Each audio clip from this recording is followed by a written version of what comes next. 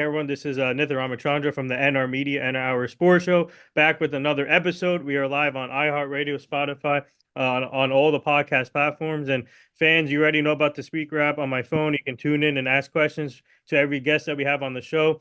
But before I introduce today's guests, I want to introduce the panel. We have Cooper and Carter from Double Trouble Sports, Hi, and then uh, everybody. and then we have my our co-host Jeremy Fishman. Go check out all of them on all social media formats. They do a great job. And today we have a really special guest, Super Bowl champion Owen Daniels, a former NFL tight end. He won the Super Bowl with the Denver Broncos, played with Peyton Manning. That was a magical year for them. A lot of great talent. DeMarcus Ware was on that team, and we'll get to all of that and his story, his journey. He played for the Houston Texans, Baltimore Ravens. Also, he went to college. He went to Wisconsin for college. He put up some great numbers as a tight end in the NFL, and there's a lot of great tight ends now in the league. So we'll get his thoughts on today's tight ends and obviously his career. But Owen, thank you for joining the show. How are you and your family doing today? Thanks a lot for having me. Doing well, doing well. Just finally got some cooler weather here in Houston and trying to enjoy that. There you go. Yeah. So Cooper and Carter, do you guys want to lead it off? And then Sure. Yeah. What was it like getting drafted? Oh my gosh. Getting drafted was a dream come true. I love football my entire life since I can remember. Being like 4 or 5 years old, just loving the game. And it was weird because it was, as I grew up, like when I was in high school, I kind of was just wanting to get a scholarship to go to college. And then when I was in college, I was just trying to get on the field and play and become a starter. And then, as I got to my junior, senior year, I kind of had to feel like, ooh, I might have a chance to do this. I'm getting better. I think some teams might like me. And then, getting the call on draft day. Back then, it was only 2 days. Back then, the draft was on Saturday and Sunday. And I can say that I was the first pick of the draft on the second day. On the hmm. second day. So I was the 98th pick overall. I actually got to see my First, name called at the podium, and it was a pretty cool thing. first 100. Yeah. Yeah, yeah, yeah. Top 100. So Yeah. that's pretty cool. It was the first pick of the fourth round. Only 100. Yeah. Okay. Jeremy. Yeah, we appreciate you coming on today. So, correct me if I'm wrong, but you started your career as a quarterback in college, correct? That's correct. What Yes. was that transition like? Especially, you're going to a Big Ten school with play quarterback, all of a sudden you're a tight end, but you still managed to be a top 100 pick. Yeah, it was a pretty highly recruited quarterback out of high school. I went to big high school, a 6A high school in Illinois, Naperville Central High School. We won a state championship my junior year. We were undefeated. We were like nationally ranked. So I was getting a lot of looks, and actually had some schools actually from the South. I felt like maybe Oklahoma or Texas A&M. They actually wanted me to play tight end, and I was like, "What are you guys talking about? I'm a quarterback, clearly." But I got in, so I redshirted, got in a couple games my redshirt freshman year, which I think were some tough situations. And I didn't do as well as I wanted to. I was 2 of 6, Hmm. but really I was 4 of 6 because I threw two to the other team. Um, and I didn't know actually that you could have a negative quarterback rating. I thought like the floor was 0, because that's how it is in the NFL. But in college you can actually go negative. So I think I might be at like the top of the record books for lowest quarterback rating in Wisconsin history, like -24 or something like that. But anyway, they like when we started to make the transition, it was in bowl practice. Uh, we were going to play in the Alamo Bowl in 2002, and our tight ends were known for blocking, a lot of run game stuff and not really stretching the defense down the field that way. And they're kind of used me as a secret weapon in that game. That was the plan. Unfortunately, in that bowl practice, I completely wrecked my knee, ACL, MCL, lateral meniscus. Inevitably, it was the injury that ended my NFL career. But from there, I missed all spring ball, and I wanted to get on the field. I was tired of like backing up. I was doing some special team stuff as a third string quarterback, but I wanted to be out there. And they had said that they thought I could help out the team. And I was like, man, I just love football. So I want to be out there playing. And so it was a no-brainer for me. I jumped in with 2 feet, and it was a transition as far as like I was like 212 pounds as a quarterback at Hmm. that point. And obviously you need to put a little weight on to play tight end and block those big boys in the Big Ten. So it was a process over time. But I'm very, very fortunate that the coaches, Barry Alvarez was my coach at Wisconsin, that they had a vision for me. And the OC at the time, he said something that stuck with me. He's like, "Hey man, you're a guy that could play 10 years in the league." And this was like when I was going into my senior year, and I'm like, shoot, all right, that motivates me like crazy. So turned out to be true. Wow. Is tell our fans about the tight end position, and you played great at the tight end position, in my opinion, underrated tight ends in the NFL. But talk about your training, and how did you go about it, and the transition from being a quarterback to the tight end position. Yeah, I mean, I think playing quarterback helped me at the tight end position. Playing tight end, especially when I got to the NFL, I was fortunate to play in Gary Kubiak's offense, which is like, in the Shanahan tree, right? That West Coast offense, Shannon Sharp played in, and they aligned the tight end up everywhere in the field. Like we're split out wide, we're in the slot, we're on the line of scrimmage, we're off the line of scrimmage, we're in the backfield. So you kind of have to have a big picture concept of what every spot on the field is doing. And then just as far as reading defenses and seeing things change, things change really quickly in the NFL. It could look like one coverage and one defense pre-snap, and 1 second after the snap is something totally different. So being able to recognize that stuff, and I think that made the transition a little bit easier for me. And then I'm just trying to play to my strengths and try to make my weaknesses my strengths over time. So, um, getting bigger, getting stronger as far as that training goes. And I was a 3-sport athlete in high school, played basketball and did track and field. So my quickness, I think is what separated me from other guys. I could hold up at the line of scrimmage and then in Gary Kubiak's offense, you got to be a guy that can be in there every single down, no matter what the situation is, pass protection, run game, getting open, beating man coverage. So that quickness, that separation at the top of the route, I think is what separated me from other guys. That little bit of wiggle. Yeah. Like you said, you played 3 sports in high school. Why did you choose football? Um, well, I think that's what I was best at. I think I really loved playing basketball. That was one of my favorite sports growing up. I played baseball growing up too, but when I got to high school, I just felt like track and field was going to be more complementary to the other sports I was playing. Even though I was a quarterback, I didn't want to wear my arm out. I wanted to get faster. I wanted to learn how to run better. And I thought that track was going to be a best fit for me. And I was a long jumper and triple jumper. And so I wasn't like a D1 long jumper and triple jumper. I wasn't a D1 basketball player. I was getting some letters for some D2, D3 schools for basketball and track. But, the opportunity to play major big time college football was obviously something I always wanted to do, and was a dream of mine. So that's why football was the way for me to go. Yeah.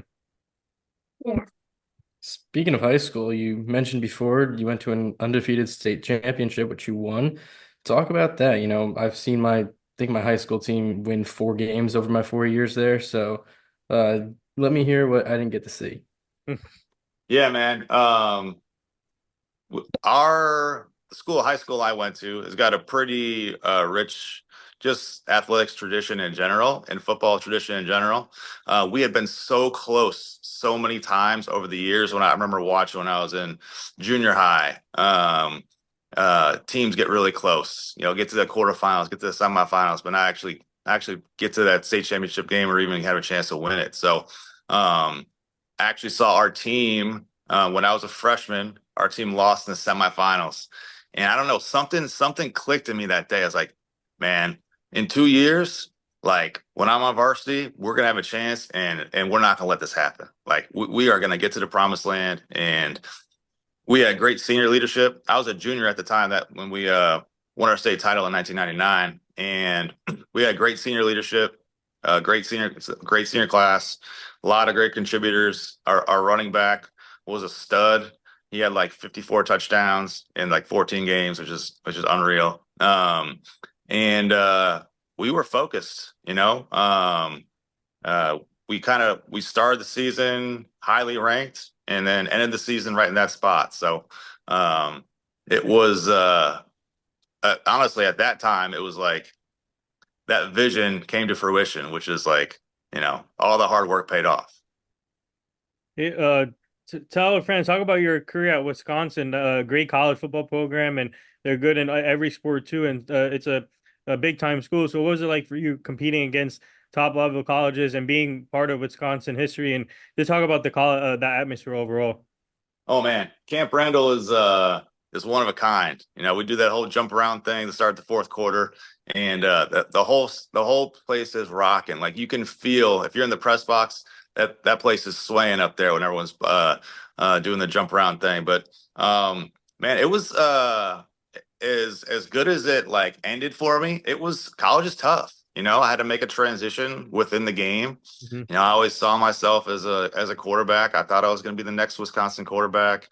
And I kind of had to let that dream die a little bit to continue on with the dream of playing football. So I just always saw myself as a football player in general. I was a pretty physical quarterback. Like growing up, I played like defensive end and junior high and things like that. So I was never afraid to stick my nose in there, and just having the coaching staff that we had. Barry Alvarez is an absolute legend in the college football ranks, and what he did for that program when he came in to when he ended his career there. Just very fortunate. When they offered me and I took a visit up there, it was a no-brainer for me. Yeah. And I have a question. So in college football, they obviously run a lot of trick plays, but have you ever done a trick play in the NFL? Oh my gosh. You know what? That's one thing that I always wanted to do was throw the ball in the NFL.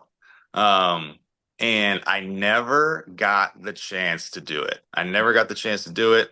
Coach Kubiak didn't run very many trick plays. In a couple of times we ran a halfback pass, it got intercepted in the end zone. So he's like, "Hey, we're just gonna run normal plays." I do remember one time I did the most like exotic thing that I did at the time. This was back in 2009, I believe, 2008, 2009. They had me in like a tight end off the ball, but I had this like top motion where I went up back behind the quarterback, and then I caught a little swing pass off to the side. So that was like a cool little wrinkle to what we were doing, and I love the evolution of the game right now. You see what all these teams are doing, flea flickers, passes, reverse passes, and things like that. I love the creativity that I see in the game today. Well, you can the Philly special and the Really, Super Bowl. really special, exactly. Yeah, legendary. You grew up as a Bengals fan. Were you happy to be chosen by the Texans? Yeah, yeah. Great research right there. Yeah. You're right. I was a Bengals fan ever since I started watching football. So I grew up in Chicago, so most people think like must be a Bears fan. Nah, like I was a young kid, and I loved the Bengals helmets. I thought they were so cool, right? Those striped helmets were awesome. The best. And the Bengals back then, well, they were really good in the 80s. They went to a couple Super Bowls against the 49ers back in the day, and I was a fan of them through good times and then some rough times in the 90s. And then they got Ocho Cinco and Carson Palmer, and they were pretty good for a while. So I was just happy to get drafted. It's kind of funny. Like my whole life, I was a Bengals fan, and then the day I got drafted, I became a Texans fan, and I didn't care anything about the Bengals. The crazy thing about that is I had some of the best games of my career against the Bengals. Wow. You know, Speaking actually about bought Joe Cinco, he was in New Jersey. Yeah, we just met him. Yeah. Oh, awesome. Yeah. We did. He's Yeah. Seems the like a good dude. awesome Yeah. guy. Very cool. You What, got this. You are you guys. still a Bengals fan? Am I still a Bulls fan? Is that what you said? What? What did you say? Are you still a Bengals fan? I'm a Texans fan, I'm a Ravens fan, and I'm a Broncos fan. Yeah. Yeah. All teams you played for. Speaking of those teams, some of those teams had some great quarterbacks. You got to play with Peyton Manning, Joe Flacco. What was the experience of that like, and how did you compare it to the way you played quarterback growing up? Yeah, I was very fortunate. In my rookie year, I got to play with David Carr, who was like a sensation in college in his first years in the NFL. And then, I got to play with Matt Schaub here in Houston. We had an awesome relationship. You know, we put up a lot of great numbers over the years and did some good things in the playoffs here.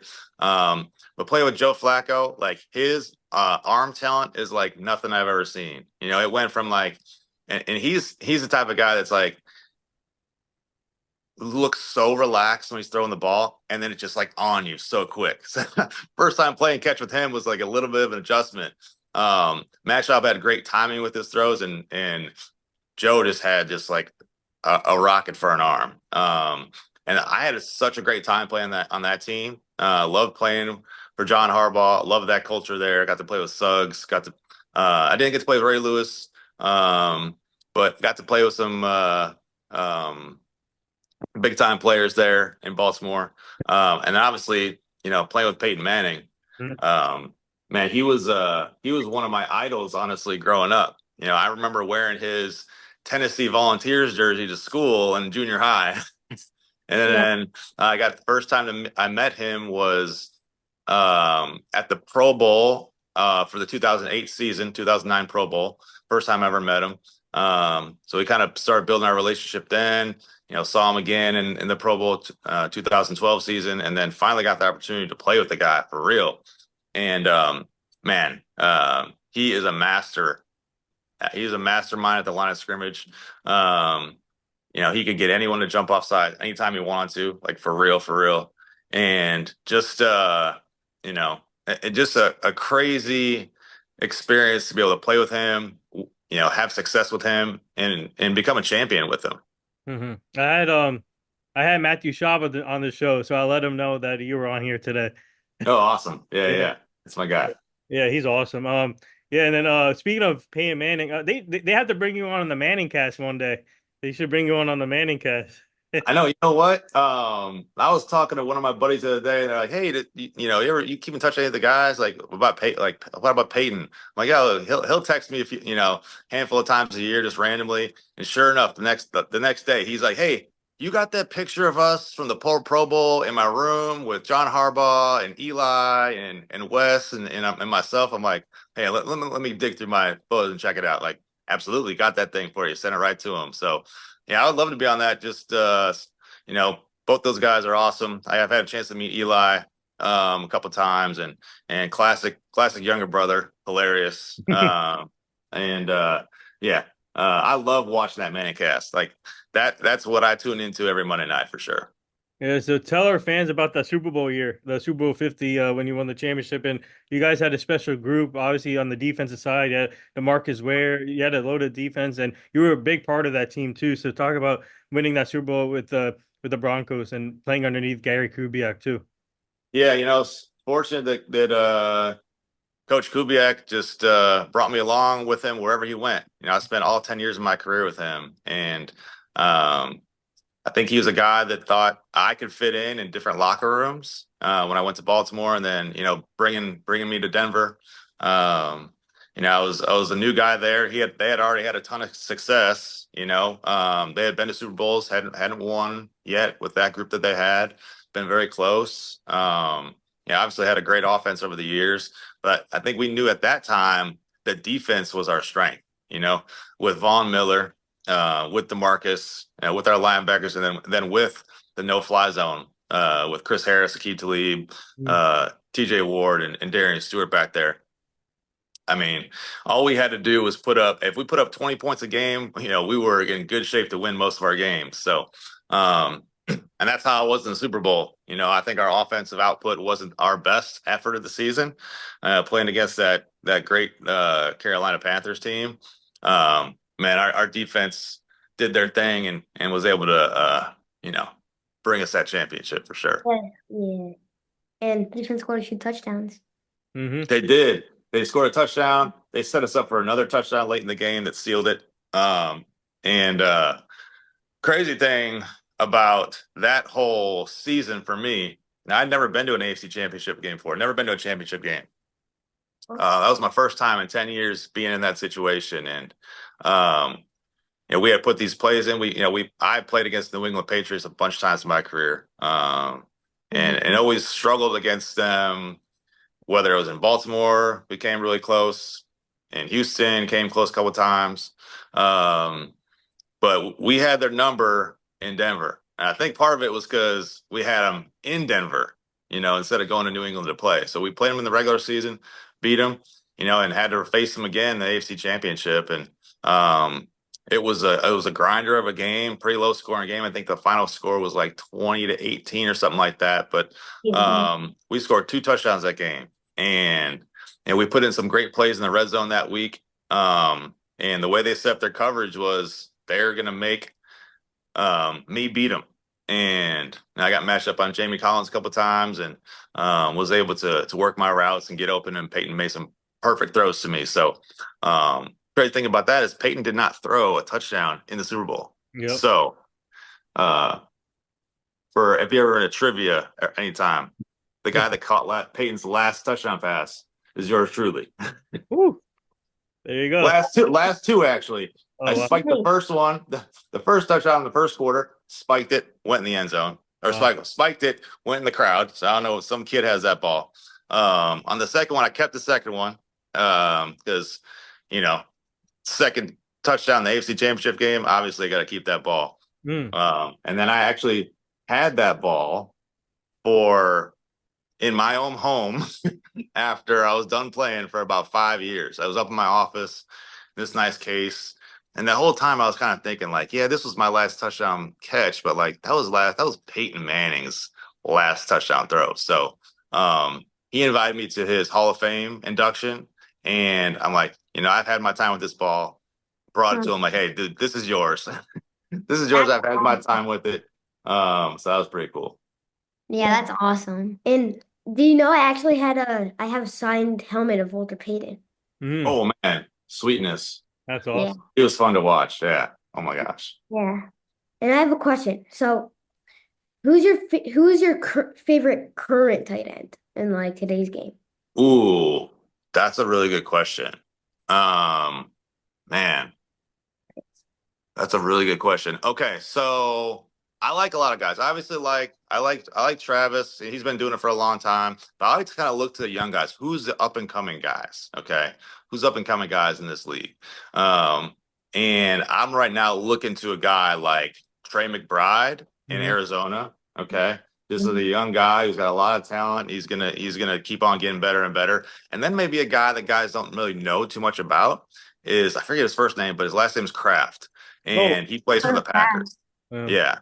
Plays for the Packers, and he reminds me of myself a little bit. He's got a nice little wiggle, big guy, can get open to man-to-man coverage, and so but he does it all too. He's on the field every play, blocking and sticking his nose in there. So I like guys like that. Looking at young guys, because like, hey, we know who the big time tight ends are in the league. I want to see who the next generation of guys coming in is who are gonna take the position to another level. Yeah, I scored a touchdown this week. Yeah. They've been doing a pretty good job this year. That's why I love watching those guys play. Yeah, I'm a 49ers fan, so I like Kittle best. Yeah. He's a Big Ten guy, so I like him as well. I always get some feedback from Kyle Juszczyk because we were teammates in Baltimore. And so, we'll connect sometimes, whether it's on Instagram, whatever it is. And because Kyle Shanahan obviously was there, but he was my offensive coordinator for the Texans for a couple of years.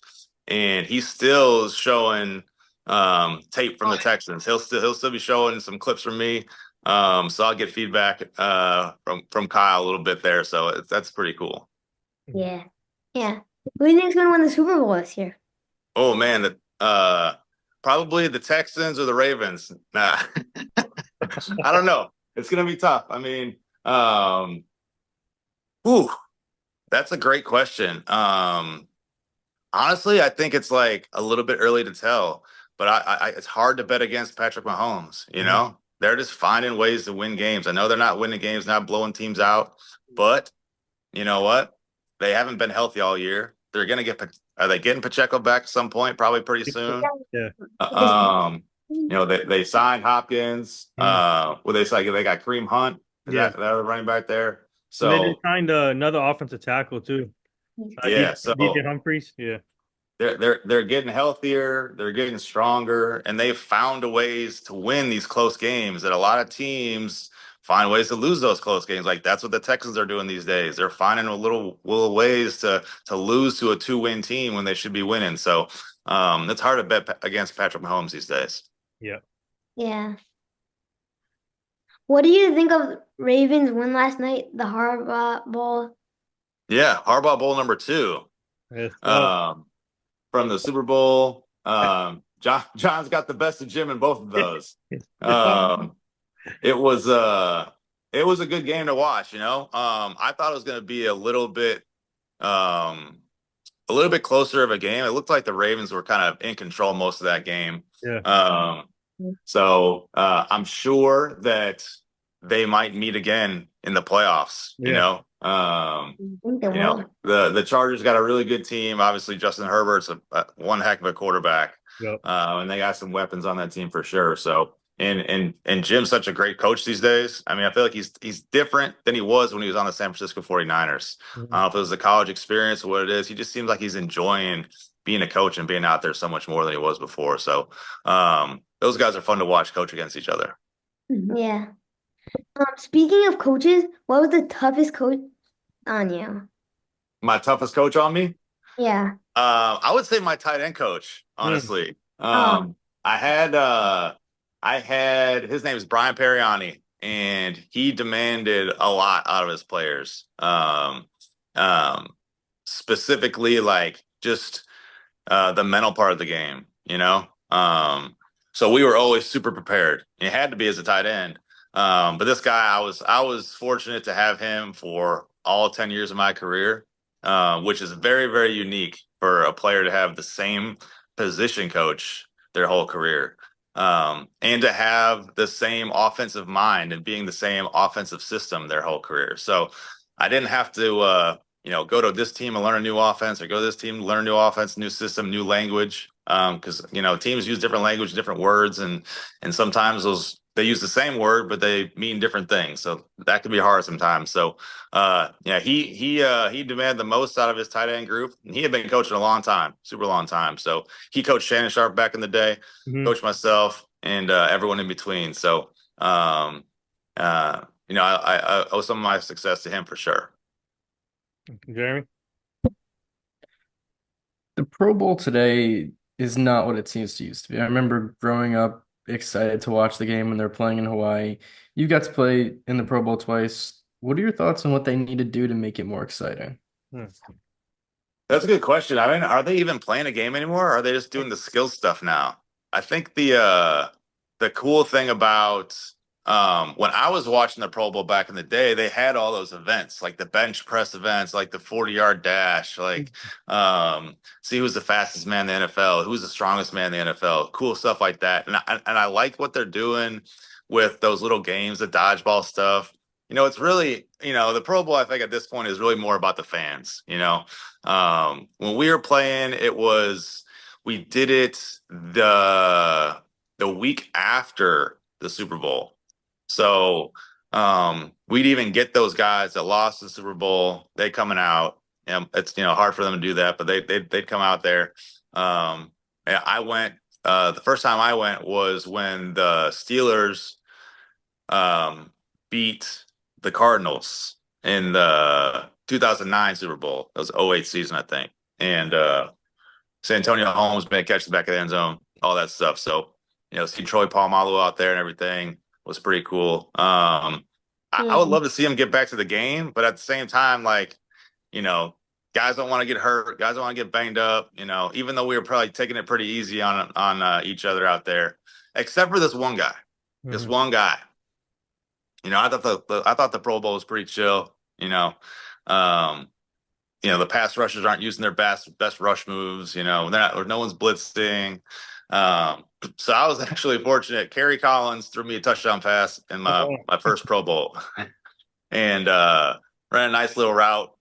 You know, um, Threw me a great pass. So just a crazy experience just to even catch a ball in the Pro Bowl, let alone touchdown. So, but I was on the PAT unit and I was playing wing on the PAT unit, and it's like, hey, it's a Pro Bowl. There's no one's rushing, right? Like, well, the only problem for me was that Brian Dawkins was lined up right across from me, and Oh, Brian Dawkins does not play any plays off. So I'm sitting there just chilling, waiting for nothing to happen, and this dude runs straight through my chest on the PAT at the Pro Bowl. I'm like, Doc, come on, dog. He said, I don't care. I'm that's trying to great. get this money, because the money winning team they made double the money than the losing team. So he was all about that. That's just like true to who he is, to his core. I love it.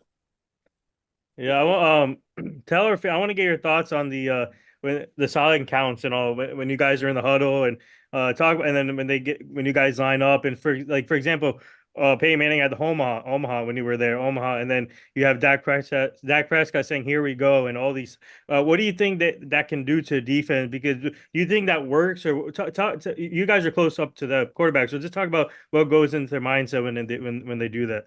For sure. That's something we can definitely use on our home games, Yeah. right? So when we're on the road and you can't hear, that's when like you almost gotta like be squinting your ears to hear what the quarterback's saying, or even like I remember having to you get to know the quarterback's cadence. So I remember playing in Indy all those years against Peyton Manning, and they're such good fans when he was in Indy that they were so loud on defense, and he had like Dwight Freeney and Mathis off the edge. So it was almost like they're getting a head start. But had to like know the cadence so well to where you weren't going to be able to hear the whole cadence, right? You're going to hear bits and pieces. So you had to know, what part of the cadence you were hearing to be able to anticipate when the snap was coming. So that was a crazy thing they had to do. Even me just standing like just a few yards from the quarterback, him screaming at the top of his lungs, still couldn't hear him. Now, Peyton, man, at the last scrimmage, like I was saying, he could get anyone to jump off sides. And Omaha meant everything and it meant nothing all at the same time, depending on what he said before that. So he had some other code words for when we like run up to a line of scrimmage after a play, or he had maybe called it in the huddle of the play before, like, hey, after this play, we're gonna go do this. Yeah. And it was called he called it chocolate, and that meant no play, right? So we'd have all these other little words we'd use for like you hear guys say alert, alert, alert, alert, right? We use can. So like it'd be one play, we don't like the look, we'll can it to the other play. So he knows. Peyton was so smart. He knew that the defense was watching the TV copy of our home games because you could hear it, right? When we're playing at home, it's quiet. The audio is really good from the sideline. You could hear everything. So he knew they were studying that, and he would use it against him. No. And then he's like, okay, well, we already used chocolate. We got to use a code word for that. So he'd use ice cream or turtle. And it's like ice cream, chocolate meant the same thing. Turtle, and he'd use ninja. Like those kind of things go together. So it was like just so smart to be able to like dissect all that, realize the teams are studying that, and to use it against them. That's interesting. Wow. Random question. How did you become so interested in weather?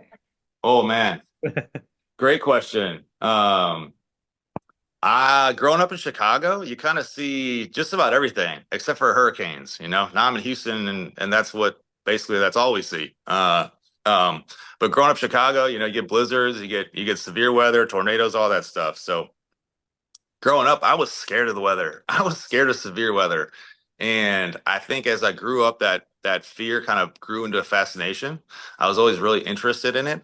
And then going to college, that was actually one of the big factors in choosing a college that I looked at. Like, does this school have a weather program? Is it a good weather program?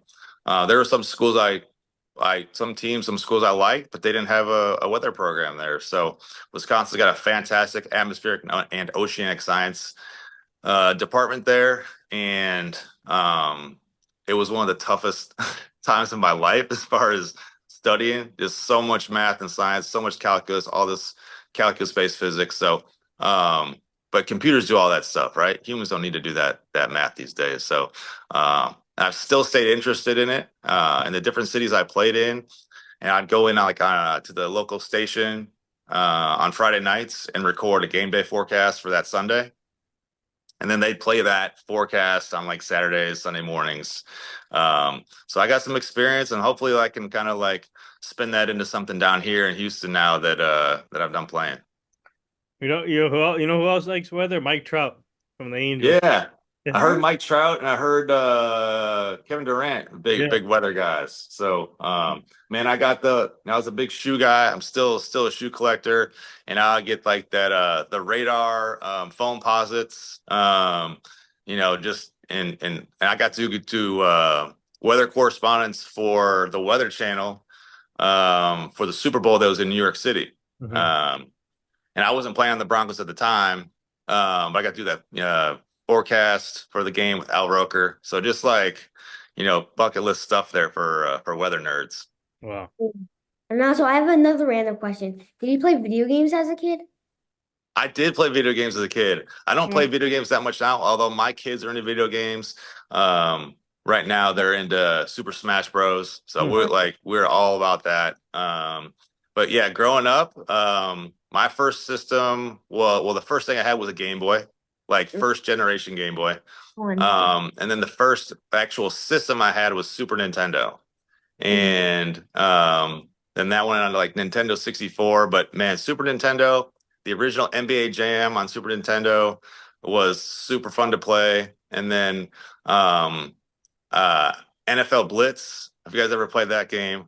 Yeah. Crazy fun to play that game. So, and I was a big Mortal Kombat guy too. So all that stuff was, something that I love to play with my boys or with my buddies. And then we got to college, we got to play. They had NCAA football out at that time. So obviously you got to play with yourself, right? Yeah. Play as yourself, find yourself on there. But I wore number 11 in college, and make sure number 11's in the game, and feed him the rock for sure. Speaking of games, we are obsessed with fantasy football. Do you play? I have played, actually coach high school football here in Houston. I'm not a head coach. I'm just an assistant, and which is a perfect role for me. And so those kids will invite me like, hey, coach, like hop in our league. I'm like, all right. And that is a commitment though, honestly. Like you got to be on it, man. You got to make sure you're seeing who's on the waiver wire, making sure you're subbing guys out each and every week to make sure you're not playing a guy who's on his bye week or sitting a guy who's actually active. So it takes a lot of effort that I don't have time for every year, but it's fun doing it here and there. Yeah. I feel like every NFL player has a really good snow game story, or if not, a game where it was just extremely cold. Do you have any of those? For sure. I can think of two right off the top of my head. Played a game in Denver. Really the only like significant snow game I played in. Where it's, before the game is really similar to the game that we saw this past week in Cleveland. Where it started out, it was just, wasn't snowing, see all the grass. By the end of the game, there's a few inches of snow on the ground. So you got to make adjustments in the game as players, like with your footing. Got to switch out shoes from molded to 7 studs to get a little better grip. That game was actually an overtime game, so even more time for the snow to fall down. And we ended up winning it. So takes a little bit of extra concentration catching the ball. And the other game I can think of, which was probably the first one that really sticks out in my mind, is in 2008, the Houston Texans went up to the Green Bay Packers in December. And I think this is actually like a top 5 coldest game in Lambeau history. It was 3 below at kickoff. And fortunately for us, there was no wind. And I made the mistake of licking my lips out in the field. But Hmm. man, watching that film of that game, it just looks like everyone's moving slower. Or like, I don't know if the cold affected the video that like it just moves slower. Um, but things hurt a little bit more, the helmet's a little bit harder to put on, even though the sidelines are it's like a false sense of security on the sideline. It's like heated benches, heated so much you got to like put a towel down so it doesn't burn your tush.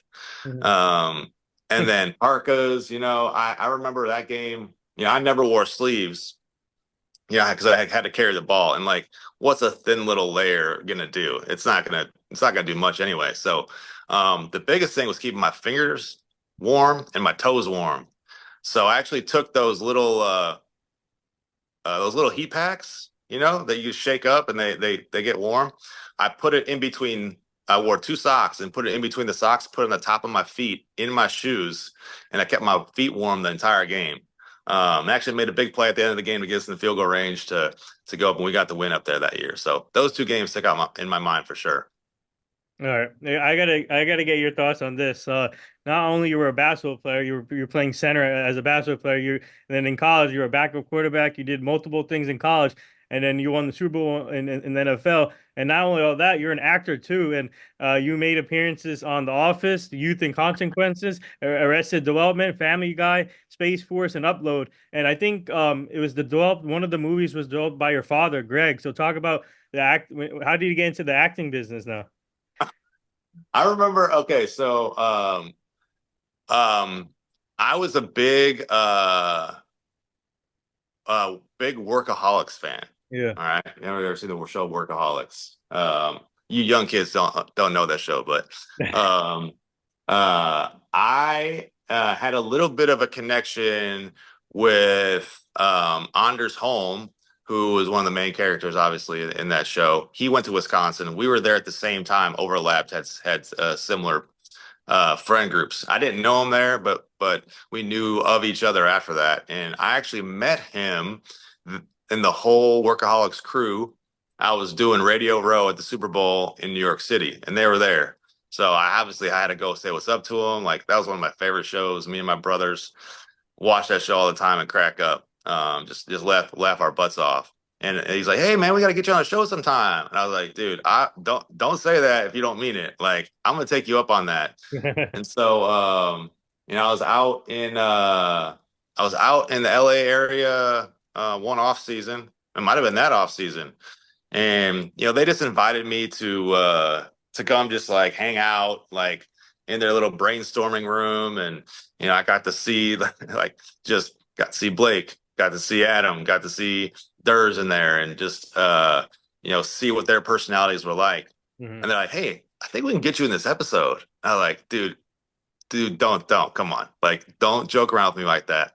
So I'm like, in the office, dressed up as one of their coworkers in there, just filing stuff away. So, pretty cool experience to be able to be involved with that TV show, and just one of my favorite shows of all time. Yeah. Cooper Carter. Oh, us.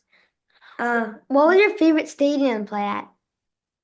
Ooh, good question. Mile High was awesome. Just like the altitude and factor was a big big advantage up there for us. And the crowd and the video board like played into that. Really super cool. The Ravens place was stadium was awesome. M&T Bank was a really, really cool place to play. I love playing at Energy Stadium with the roof closed because it's so loud when there with the roof closed. My favorite experience of all time was playoff game when I was with the Ravens. We played at Pittsburgh, and we had already played at Pittsburgh that season because we get a home and home with them, divisional team. But then we had to go on the road again, the playoffs. They won the division, we were the wild card, And that atmosphere in that game and that place was like nothing I've ever been to before. The music there is crazy. It got they were trying to hype their team up, but we were getting hyped up. That was one of the best atmospheres I ever played in. Hmm. Coop, Jeremy? Yeah, in what, 2009, I think it was, you had a pretty serious injury, tore your ACL, cut your season short. What was the recovery of that, and how did you get back for the next season? Yeah. So yeah, it was unfortunate for me. I was coming off a Pro Bowl season. I was having another Pro Bowl season. I think through 7 games, I had 40 catches and 500 yards. So I was on pace for 1,000 and 80 catches, over 1,000 yards. Like, I was gonna sign a massive deal after that year, right? After becoming a free agent. And game 8 in Buffalo went down with the ACL. So the say the good thing about it was the good thing is that I had experience with that before because I did it in college and I actually did it in high school too. So that in the NFL, that was my third time tearing my ACL. Now the NFL one was on the first two I was on my left knee. That actually just got replaced 14 days ago. And in 2009, ACL was on my right knee. So a lot of times in people's careers, like that derails their careers. Like you get in high school, you might not be able to be the guy in college, and it happens in college, like that might be the end for you. But I got through it the first time, and I think that was just like in my head, I knew I could get through it again and again, and I always came back stronger because just the amount of work you put in to make your legs stronger, your body stronger, and so I always had confidence in myself I could come back from injuries. Yeah. So before we let you go, do you have time for any fan questions? For sure. Yeah, I have some on my phone, and one of our fans wants to know your favorite food and drink. Ooh, favorite food and drink. I'm a big pizza guy. All right. I'm from Chicago, but it doesn't have to be deep dish, honestly. Like there's a time and a place for deep dish, but I'm more of like the like bar pie where they cut it up into like the squares where you got that little like tiny little triangle pieces on the side. I could smash about 15 pieces of those Wow. little pieces all day. So um probably a pepperoni guy. There was a fantastic pizza place in Madison, Wisconsin. They got a couple locations called Ian's Pizza, and they do New York style slices, big old slices, but like exotic pizzas, like mac and cheese pizza, chicken penne Alfredo pizza. They got one called Smoking the Bandit. It's like chicken barbecue. It's like it's pretty fantastic. So I'm a big as far as drinks, big water drinker, but I'm into like these new soda drinks Oh, like Poppy and Olipop. yeah. Those are some of my favorite ones, man. Grape Olipop goes hard, and I don't know if there's anything that tops that in my book right now. Although Poppy Cherry Cola is really good too. So those are some of my favorites. Another fan question here. Would you consider being a tight ends coach in the NFL? Oh man. Um, that is something that I would have to consider if D'Amico Ryans, the head coach of the Texans, asked me. Oh, Coaching in the NFL is such a time commitment, and my time with my family is super important. Being around and being present for my boys, they're 9 years old and 7 years old. And so I coached their youth sports too. So being able to be around for them and you know, be able to coach their sports. It's hard to do when you're coaching in the NFL. So, Yeah. so if D'Amico came to me, I might have to consider it. hmm. We'll take one more fan question here. They want to know your thoughts on Jake Ferguson from the Dallas Cowboys. Yeah, yeah. Fergie, man. I asked every Dallas Cowboy fan, like, what do you think of their tight end, man? Like that's a Wisconsin guy. Like, I like his game a lot. I like how tough he is. I like his swag.